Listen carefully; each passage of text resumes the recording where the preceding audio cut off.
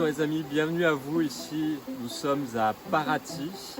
Je m'appelle Nicolas André, je travaille pour une organisation religieuse ici, une association bouddhiste de la voie du Dzogchen. Et aujourd'hui, nous allons voir qu'est-ce que c'est la réalité ordinaire et une réalité non ordinaire. Vous avez peut-être entendu parler de ces termes dans la bouche de plusieurs personnes qui ont vécu des expériences dites surnaturelles, qui va au-delà du naturel, sont rentrées en contact avec une réalité non ordinaire. Déjà 2 ans que nous transmettons ces enseignements au temple, de comment apprendre à se mettre dans un état traditionnel pour sortir de la confusion du monde moderne. Pour ceux qui me connaissent, vous avez pu connaître un outil dont j'ai partagé depuis 2 ans maintenant, qui s'appelle les 8 circuits de conscience.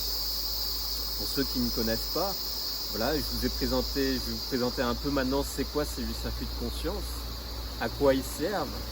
Les 8 circuits de conscience, c'est une vision moderne qu'on peut voir de développement personnel qui a été créée dans les années 70-80 par des psychonautes qui faisaient des expériences universitaires avec des drogues dites maintenant illégales comme le LSD, pour aller faire des méditations d'état de conscience modifié et de cartographier la réalité entre une réalité non ordinaire et une réalité ordinaire. Alors ces 8 circuits de conscience, qu'est-ce que c'est cette réalité non ordinaire et cette réalité ordinaire? Nous pouvons voir que dans le monde dans lequel nous évoluons, le plus basique, on va dire, où nous pouvons percevoir avec nos 5 sens la réalité, nous sommes dans une réalité ordinaire. Cette réalité ordinaire, elle peut commencer à peut-être être un peu ennuyante. Donc nous allons la développer, nous allons évoluer dans le monde et nous allons chercher à comprendre cette réalité dans laquelle nous évoluons. Et au travers de l'intellectualité, nous pouvons développer des sens un peu plus subtils dans la vie et se connecter à une réalité dite plus non ordinaire. Et c'est de là que nous allons entrer dans une réalité plus subtile. Cette réalité subtile, nous pouvons la voir au travers des cours, des enseignements que nous donnons au temple, et aussi que nous pouvons la vivre d'une façon inconsciente en vivant des expériences que le monde moderne nous propose de vivre avec facilité. Et oui, malheureusement, dans ce monde moderne, nous utilisons souvent des drogues légales, dites aussi illégales, que par la vision que le système n'est pas en accord avec. Et pourquoi nous utilisons ces drogues? C'est souvent que nous sommes dans la vie du monde moderne sous pression. Et cette pression, ce stress, nous essayons de le sortir de multiples façons, ce stress, de se sortir de ces états de stress. Et des fois, même après des accidents, des états de choc, nous allons utiliser des drogues pour se reconditionner dans le monde et reprendre une vie normale dans la réalité ordinaire, qui souvent en état de choc après un événement qui vient de la réalité non ordinaire.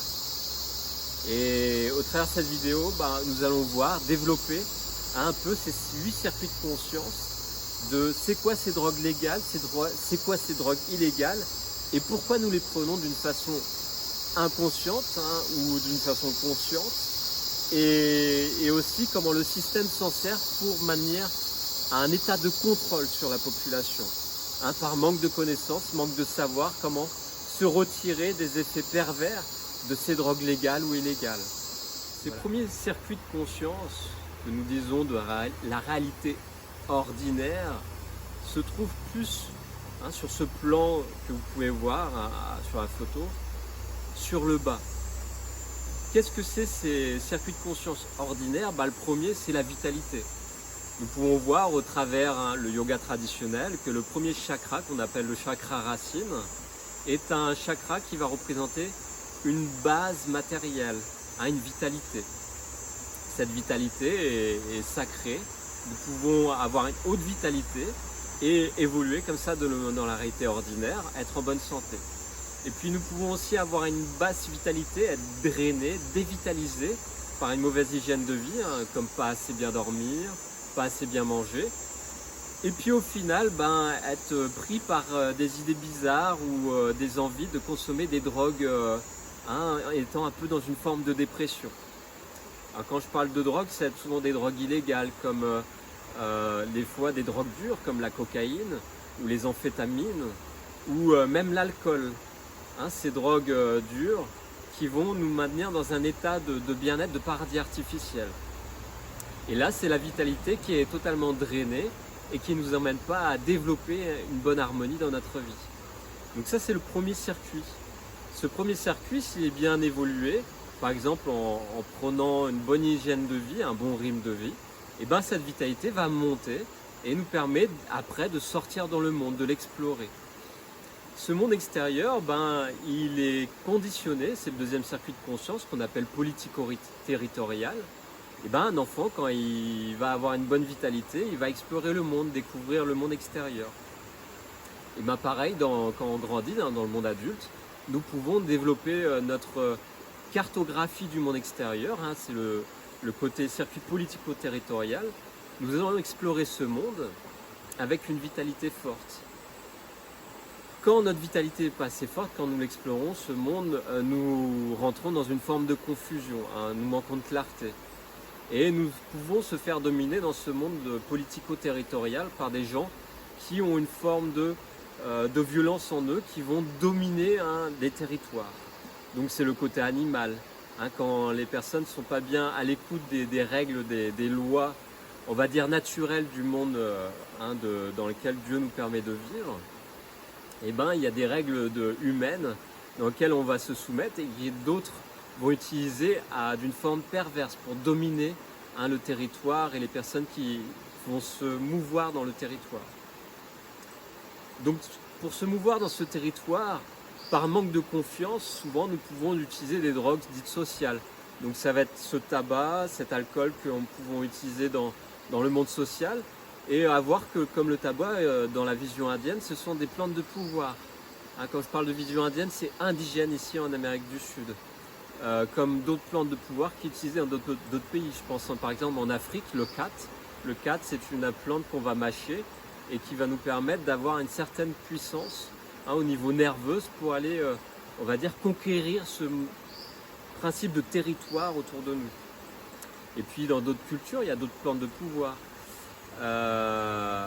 Donc ce principe de territoire, quand nous sommes en harmonie avec les autres, nous ne sommes pas dans le côté conquérir, nous sommes dans le côté de partager, partager en harmonie avec l'autre. Donc c'est là aussi que les règles de non-violence entrent dans les règles sociales traditionnelles. Donc je pense dans le yoga traditionnel que nous avons parlé de Ahimsa, nous pouvons évoluer dans ce monde comme non-violence. Pour ensuite entrer dans le circuit 3. Le circuit 3 est un circuit qu'on appelle plus intellectuel et culturel. Ce circuit 3 nous permet d'évoluer dans le monde avec une forme d'intelligence développée. On était dans le circuit 2 de politico-territorial et après les lois, nous pouvons utiliser notre intuition. Et cette intuition, nous allons la construire avec une intelligence. C'est-à-dire apprendre par exemple à construire un langage, apprendre à s'adapter au milieu, à l'environnement, avec une passion. Ça peut être une passion sur l'art, et puis développer une forme de langage sur cet art, pour entrer dans ce circuit d'intellectualité qui est en lien avec les circuits supérieurs que nous allons voir après. À voir que dans ces schémas, nous pouvons les voir sous plusieurs formes. Vous avez vu ce schéma basique qui montre les 8 circuits de conscience. Et quand nous allons utiliser cette vision de cartographie, nous pouvons l'utiliser avec une forme de vision thérapeutique. C'est-à-dire de prendre conscience comment faire des ponts entre les circuits dits supérieurs de conscience non ordinaire et de circuits inférieurs de conscience ordinaire. Donc là, c'est tout un travail que le thérapeute va utiliser, que j'utilise un peu, avec plus les outils traditionnels que nous allons utiliser ici au temple, qui est, comme vous pouvez déjà l'apprendre avec Pascal et Sébastien, des outils que nous partageons depuis 2 ans. Donc ce circuit 3 d'exploration du monde intellectuel et socio-culturel nous permet de se retirer de la confusion mentale pour ensuite entrer dans le circuit 4. Et dans ce circuit culturel, nous pouvons utiliser par exemple le café, le thé. On va prendre un café, un thé entre amis et nous allons débattre de nos passions avec intellectualité. Pour entrer dans un, on va dire, circuit plus de développement que nous pouvons voir dans le circuit 4 qui est plus dit sexuel. Le circuit 4, socio-sexuel, est une communication que nous allons utiliser avec les autres qui est plus basée sur le désir et le plaisir. Alors dans ce circuit-là, pour évoluer dans le monde, nous avons des codes sociaux. Nous n'allons pas avoir des relations sexuelles n'importe comment et n'importe où avec n'importe qui. Nous avons des codes, nous avons des danses de parade comme dans le règne animal. Nous avons nos petits codes sociaux comme ça, où nous allons avoir une danse particulière traditionnelle ou un langage particulier. Et nous pouvons aussi utiliser des drogues sociales, comme des cocktails mondes, ou des drogues, comme on a pu voir dans ces drogues dites sociales, qui vont commencer peut-être être même dites plus désinhibitrices. Donc là, dans ces drogues dites inhibitrices, nous allons utiliser par exemple le cannabis. Le cannabis, il est très mal vu par le système parce qu'il va désinhiber et le système préfère des personnes un peu plus malléables avec des drogues qui va mettre la confusion dans le mental, telles que l'alcool, le tabac qui est vendu légalement, mais le cannabis qui reste interdit. Donc il est, on va dire, libre de droit dans une façon non psychoactive, comme les drogues du cannabis qui est le CBD, pour se traiter thérapeutiquement. Mais dès que nous allons parler de la tétrahydrocannabinol, qui est une molécule qui permet de se libérer l'esprit, prendre un ascenseur pour monter sur des consciences dites supérieures, et dès que nous entrons dans des états de conscience modifiés supérieurs pour se libérer de nos addictions dans ces mondes de réalité ordinaire, nous sommes un peu mal vus par la société et aussi mal vus par le système. Heureusement, dans le monde traditionnel, on n'est pas obligé de prendre des drogues pour entrer dans ces consciences dites supérieures. Et nous pouvons, par la méditation, je pense dans le yoga traditionnel par la méditation vipassana, ou les postures de yoga, comme nous appelons les asanas, rentrer dans ces consciences dites supérieures. Donc là, nous arrivons dans les consciences de circuits dits supérieurs au niveau du 5.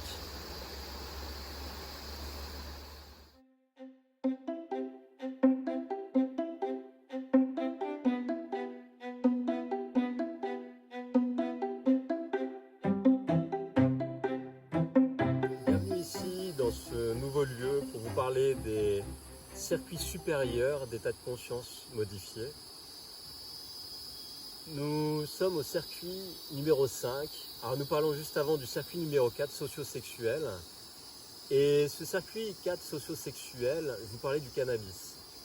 Le cannabis est une plante que nous allons utiliser d'une façon récréative dans le système et je vous déconseille d'utiliser le cannabis sans un guide traditionnel qui est d'une vision chamanique dans l'appellation de Mongolie ou d'homme médecine ici en Amérique du Sud.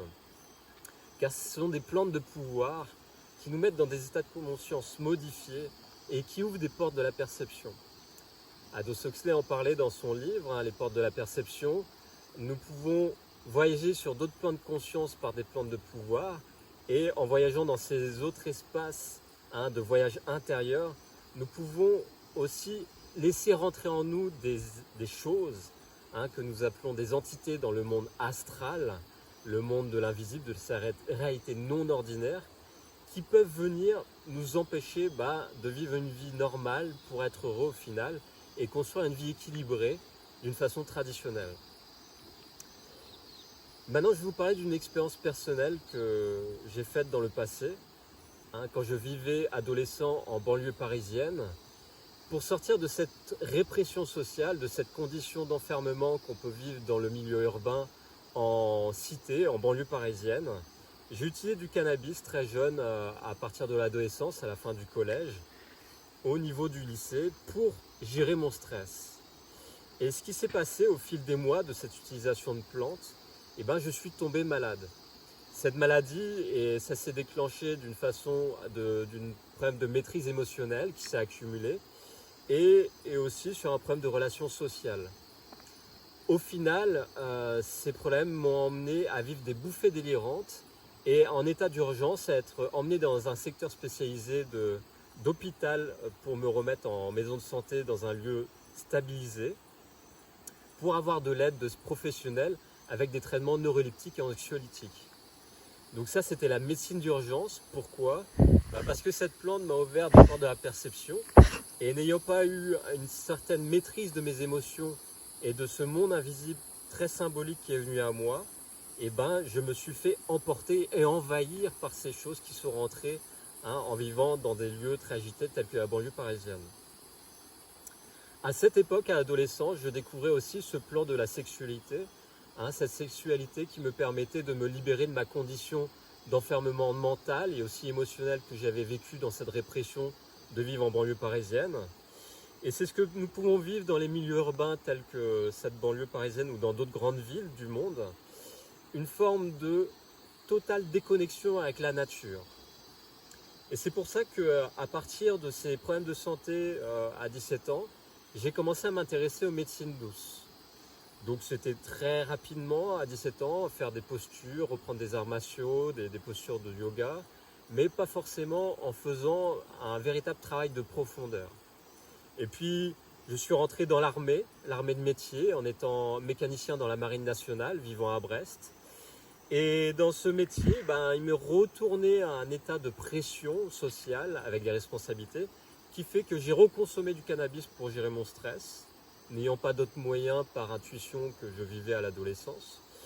Et fini par retomber malade. Et cette fois-ci, c'était une maladie qui m'a donné beaucoup plus de pression à gérer. Et cette fois-ci, mis au moins 1 an pour m'en remettre. Donc cet état de maladie m'a fait très peur à l'époque, à 21 ans, et m'a demandé vraiment d'arrêter de consommer les drogues dites naturelles. Et aussi cette intuition intérieure me demandait d'arrêter aussi les drogues du système, les anxiolytiques, les neuroleptiques que le système me proposait pour gérer ces états de stress, ces bouffées anxiogènes et ces bouffées délirantes d'hallucinations sur le plan mental. J'ai découvert bien plus tard que ces problèmes venaient par un manque de gérance, grâce à cette science des circuits de conscience, que j'avais un problème de gérance de mes habitudes de vie. Donc mes habitudes de vie au niveau des circuits terrestres étaient mal organisées. Et de là, je vais vous parler de cela dans une autre partie de la vidéo. A tout de suite. Qui se fait à partir du moment où nous sommes conscients de faire au quotidien des actes qui nous mettent en résilience avec ces forces de la nature. Donc principalement, c'est quoi ? Nous mangeons, nous nourrissons. Donc déjà, se nourrir d'une bonne alimentation va nous équilibrer un système organique, une bonne fluidification de nos organes, de notre sang, pour garder une forme de conscience claire, n'étant point empoisonné par une mauvaise alimentation. Déjà, l'alimentation va gérer une bonne vitalité si elle est bien faite, si elle est bien rythmée, si on ne mange pas trop, si on mange des choses de bonne qualité, plutôt végétales, moins que animales, qui nous permet d'avoir une meilleure digestion et d'avoir tous les éléments qui nous permettent de maintenir une bonne santé équilibrée. Et je me suis aperçu que j'avais un problème de digestion, à certains niveaux de sucre raffiné et aussi d'éléments à partir de farine, de blé, qui me créaient une intoxication alimentaire et qui a emmené à un problème de perception au niveau de mes pensées, un manque de clarté. Donc j'ai arrêté de manger certains aliments qui m'ont libéré la sphère intestinale et que j'ai appris par la médecine chinoise bien plus tard que le cerveau, ces intestins sont en fait le cerveau du bas qui permettent, quand ils sont libérés, d'avoir une bonne connexion avec le cerveau du haut. Des cellules neuronales que nous avons dans les intestins, aussi puissantes, aussi connectées que les cellules neuronales du cerveau. Donc déjà l'alimentation m'a permis de restabiliser ma santé en premier lieu. Et puis, je me suis aperçu aussi que je n'avais pas une activité physique assez quotidienne et bien équilibrée pour maintenir un état d'énergie dans mon corps et une fluidité aussi au niveau de la souplesse. Donc j'ai commencé à faire des postures de yoga traditionnelles qui s'appellent les Kayakalpa. Hein, c'est des postures que vous pouvez tous connaître, comme Sébastien a fait les vidéos, les 5 Tibétains. Hein, c'est les premières postures qu'on voit dans les ashrams pour se purifier et se reconnecter à un enseignement plus élevé dans le yoga traditionnel. Et après ces postures et cette meilleure alimentation, je me suis intéressé à la méditation profonde.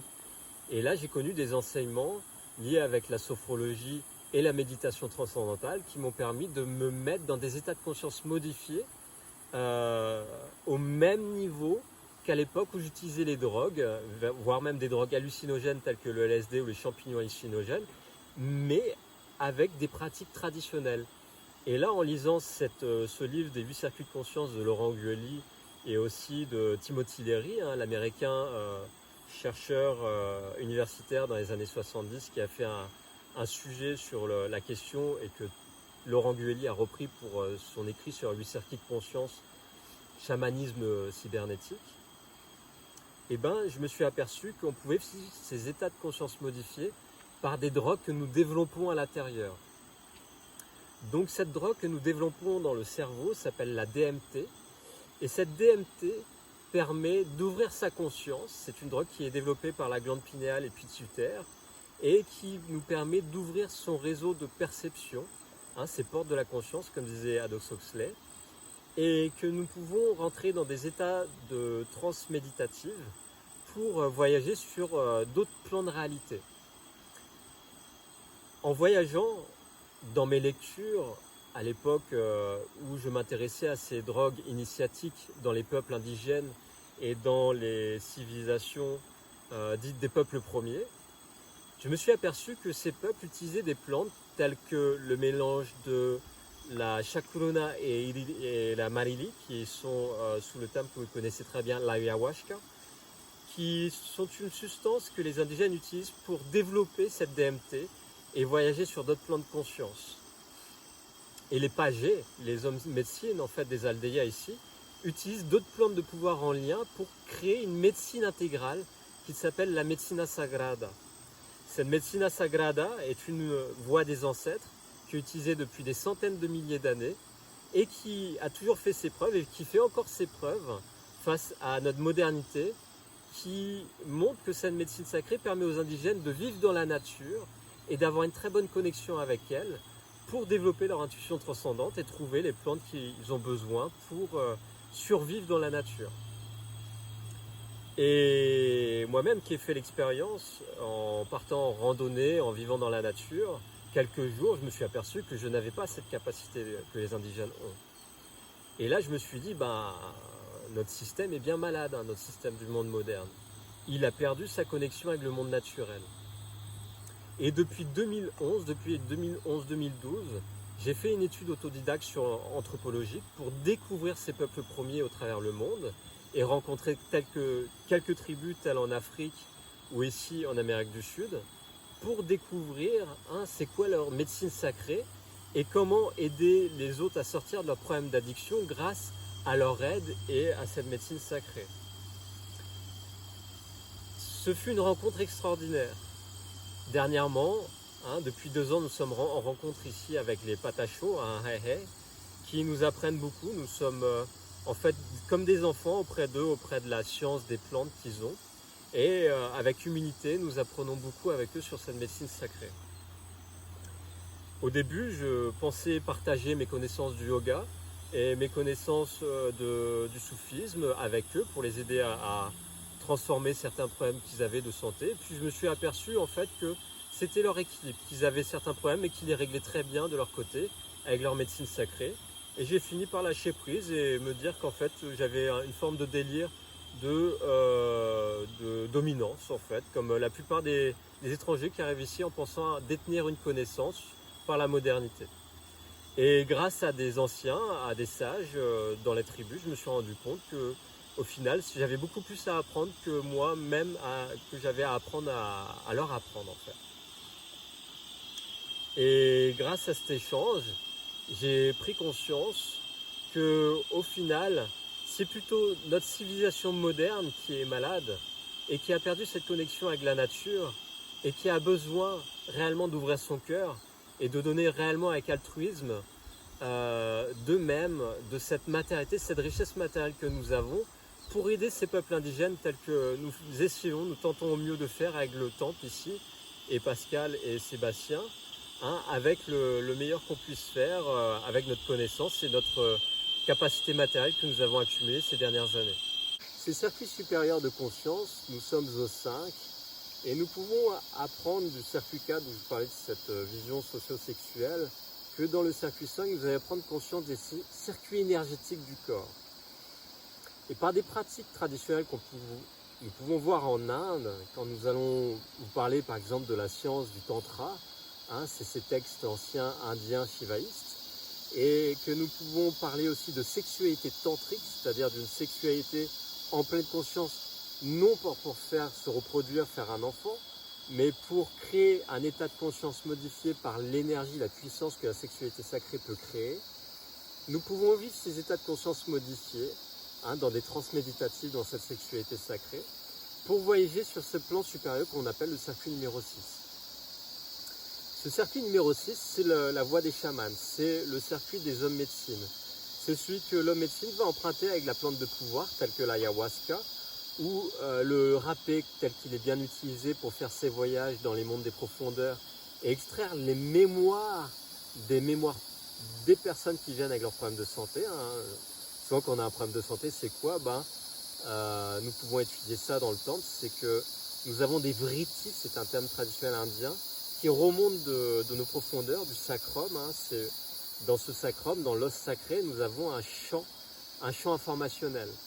Et ce champ informationnel, nous avons un serpent enlevé, c'est une représentation, soit une énergie créatrice qui s'appelle la Kundalini qui remonte le long de la colonne vertébrale et qui nous éveille à un état de conscience d'illumination, hein, éveiller la DMT au travers de la pituitaire et la pinéale, ou alors c'est une Kundalini qui reste bloquée par des conflits émotionnels, des mémoires qui nous bloquent cette montée d'énergie et qui peut nous créer des problèmes au niveau organique tels que les reins, les lombaires, ou aussi les organes du bas, tels que la sexualité qui devient débridée quand elle n'est pas maîtrisée. Donc le chaman, à l'homme médecine, avec ses plantes de pouvoir, va aider la personne malade à se libérer de cet enfermement transgénérationnel, c'est-à-dire des générations passées de notre lignée familiale, ou aussi des mémoires personnelles d'état d'âme, de flux de conscience, hein, de d'autres expériences, hein, de cette conscience passée, et dans cette vision de flux de mort-renaissance. C'est une vision du bouddhisme traditionnel où nous ne sommes pas dans une réincarnation telle que voudrait dire faire croire certaines sociétés théosophiques, mais nous parlons plutôt dans le bouddhisme traditionnel de flux de conscience, d'une mort-renaissance à chaque instant qui, à la fin de notre vie, si nous sommes bien préparés, nous pouvons sortir de ce cycle de mort-renaissance. Et de là, nous allons rentrer dans le circuit 7. Ce circuit 7, c'est au-delà du chaman, c'est la prise de conscience, hein, des plans de la sacralité avec la voix des dieux. Au travers des études comme l'astrologie, par exemple, nous pouvons nous connecter à cette voix des dieux. Cette voix des dieux nous permet, avec une conscience approfondie de la voix du sacerdoce, c'est-à-dire des prêtres traditionnels, et l'ésotérisme et toute cette symbolique de la vie, nous pouvons nous libérer de notre condition de vie de matériel, hein, de ces circuits dits inférieurs du plan terrestre, tout en prenant conscience que pour s'en libérer, il faut aider les autres à se libérer. Et là, c'est un vœu que nous faisons dans le bouddhisme. Hein. Si vous venez faire ces vœux au temple, vous pouvez, hein, vous êtes les bienvenus. Vous êtes les bienvenus. Nous cherchons des bénévoles pour nous aider à la construction à Bahia, pas au Brésil, et aussi développer à Rio les activités tant que nous pouvons. Et ces vœux, c'est des vœux de bodhisattva.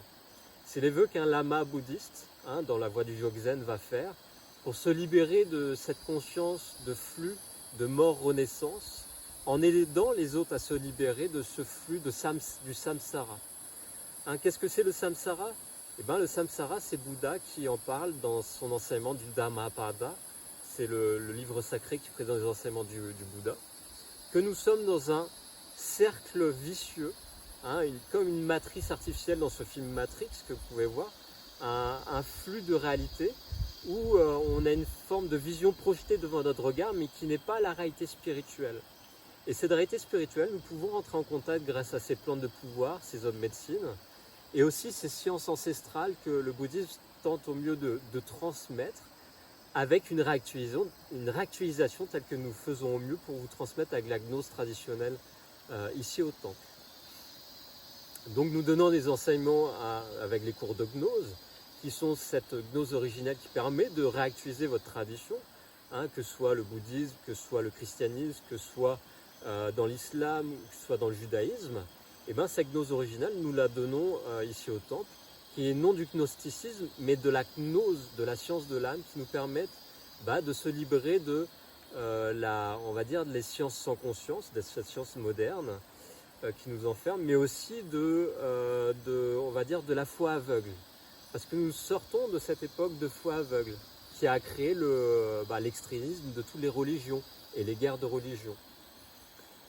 Et l'étude de ce circuit 7, c'est cette étude et ces vœux, ces promesses qu'on peut faire en rentrant dans une voie de dévotion auprès d'un temple et aussi de dévotion auprès d'un enseignant spirituel. Nous avons un devoir de donner au mieux de nous-mêmes, et même au travers des expériences pas évidentes à digérer.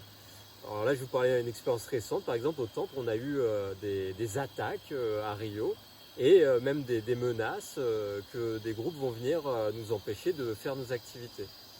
Et avec force, avec de l'aide, de soutien, de force qu'on vit dans la méditation, cette connexion avec le temple, et des aides aussi du système qui regarde un peu ça d'une vision supérieure, de ce qui se passe en bas dans le monde un peu corrompu qui peut se passer à Rio de Janeiro.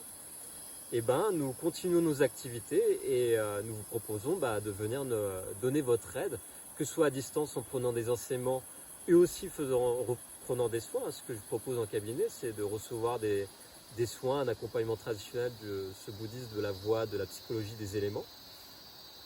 Et aussi par cette vision des circuits de conscience. Et cette vision des circuits de conscience, le 8e, qu'est-ce que c'est ?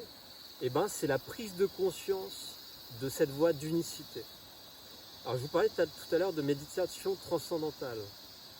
Dans l'Advaita Vedanta ou dans la voie du soufisme, nous pouvons sortir d'une condition de souffrance en prenant conscience de ces voies d'unicité, en sortant du dualisme, en faisant certaines pratiques pour entrer en profondeur en nous-mêmes.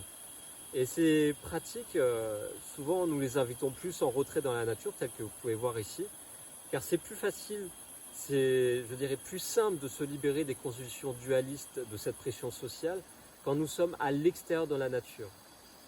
Et nous avons aidé déjà beaucoup de monde à se sortir des addictions et des états possessifs de certaines entités derrière ces plans de pouvoir ou ces addictions au monde moderne.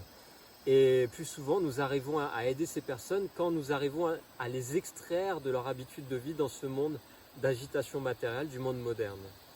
Et c'est beaucoup plus simple de donner un enseignement ou une cure à suivre quand il y a une forme d'aide avec ces présences de la nature que nous pouvons voir dans ces enseignements du bouddhisme originel, dans le Dzogchen, que c'est une voie qui utilise la sexualité sacrée, aussi qui va utiliser les drogues initiatiques, et que dans ce bouddhisme du Dzogchen, nous n'allons pas se priver de boire de l'alcool de temps en temps ou manger de la viande, parce que dans les hauts plateaux de l'Himalaya, c'est ce qui permet de survivre.